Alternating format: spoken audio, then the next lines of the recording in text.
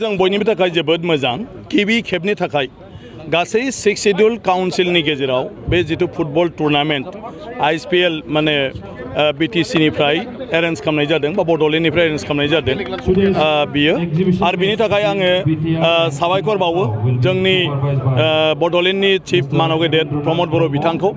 जे बिथाङा दिनै माने बेसेबांबा गिदिर मोनसे हाबाखौ मावफुंबाय जे 10थि शेड्यूल ओनसोलखौ लानानै ज' खौसेयै बे गेलेनायनि गेजेरजों माने गोरोबलायनाय आरो बिनि उनाव गासै 6 शेड्यूल एरियाखौ लानानै खौसेयै माब्रैहाय मोनसे संबिजितनि जि खुंथाय राहा दङ खुंथाय बेबस्था दं बे बेबस्थानि गेजेरजों बोरैहाय जौगालांहोलायनो हायो गासै काउन्सिला मोनसेखौ जुदि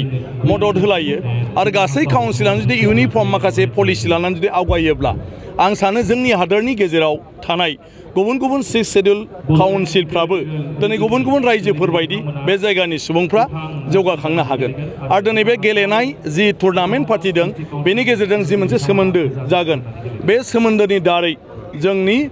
10थि शेड्यूलनि जि खुंथायफोर दं बे खुंथाया खौसेयै माने बे खुंथायखौ लानानै बोरैहाय जयै फालांगिनिफ्राय लानानै रांखान्थियारि बिथिंनिफ्राय हारिमु जोंनि जितु थुनलाइ बेफोरखौ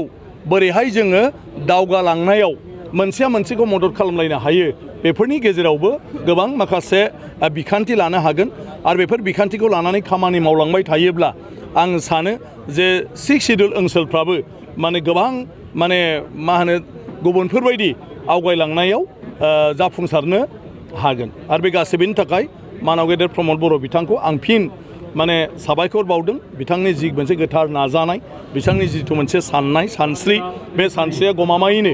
माने जोंनि 6 शेड्यूल ओनसोलनि थाखाय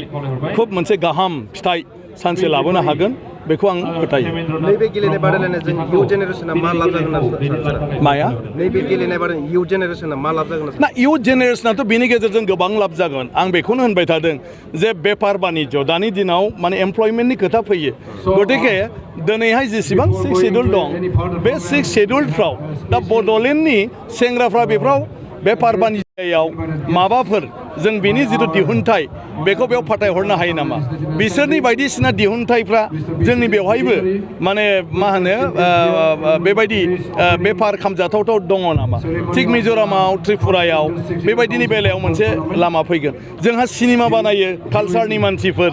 जे बे सिनेमाखौ जुदि बर' सिनेमाखौ मेघालयआवबो मिज'रामावबो त्रिपुरायावबो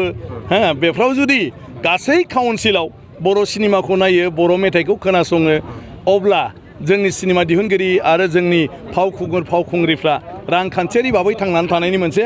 लामाखौ मोनगोन थिग बिथांमोननिखौबो जों जुदि बेवहाय नायनो हायो अब्ला बिनि गेजेरजों कालचारनि जेफोर मानसिफोर बे कालचारनि मानसिफ्राबो जथेस्थ' मुलाम्फा जागोन जोंनि रावखौ जुदि बिसोरखौबो मोनथिहोनो हानाय बुजिनो हानाय खालामोब्ला जोंनि खौरां बिलाइनिफ्राय लानानै जोंनि चेनेल आरो बिनि बादैबो बायदिसिना बिजाबफोरखौ बिथांमोनाबो फरायगोन अब्ला जोङो राव आरो थुनलाइनि बिथिङाव गोबां माने दावखोलांनो हागोन सोलोंथाइनि बिथिङाव जों माखासे पलिसि लानो हागोन दिनै मणिपुरा 6 शेड्यूल नङैखाय फैयाखै नाथाय मणिपुरनि मोनसे जितु सुरासानपुरनि जि मोनसे 6 शेड्यूल दं कुकी आरो जमिफोरनि